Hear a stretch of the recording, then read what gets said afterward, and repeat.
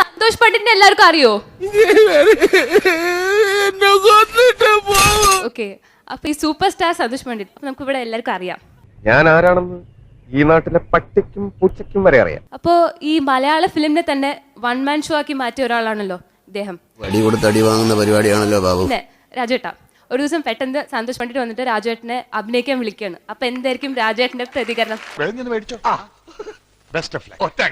ഈ സന്തോഷ് പണ്ഡിറ്റ് എന്നല്ല ആർക്കും, ഞാൻ നേരത്തെ പറഞ്ഞ പോലെ അയാളുടേത് എന്ന് അവകാശപ്പെടാവുന്ന ഒരു സൃഷ്ടി സിനിമയിൽ ഉണ്ടാക്കാൻ പൂർണ്ണ സ്വാതന്ത്ര്യമുള്ള ഒരു രാജ്യത്താണ് നമ്മൾ ജീവിക്കുന്നത്. ഒതുകിനെ ഭയന്ന് കാളയ്ക്ക് ജീവൻ അർപ്പിച്ച ആ മഹാ മനുഷ്യന് വേണമെങ്കിൽ ഒരു നോക്ക് കണ്ടോളൂ. ചിരിക്കരുതേ. പഴയ ചില ആഡ് ഫിലിംസ് എല്ലാവരും കളിയാക്കും. നമ്മൾ അയ്യോ അതെന്താണ് അങ്ങനത്തെ ഒരു ആഡ്, പക്ഷെ കളിയാക്കുകയാണെങ്കിലും അതിന് ഭയങ്കര ഒരു റീച്ച് ഉണ്ടാവും. എല്ലാവർക്കും സന്തോഷമായല്ലോ? എനിക്ക് സന്തോഷമായി. എല്ലാവർക്കും സന്തോഷ് പണ്ഡിറ്റിനെ ട്രോളാൻ പോയി സ്വന്തമായി പണി കിട്ടിയപ്പോൾ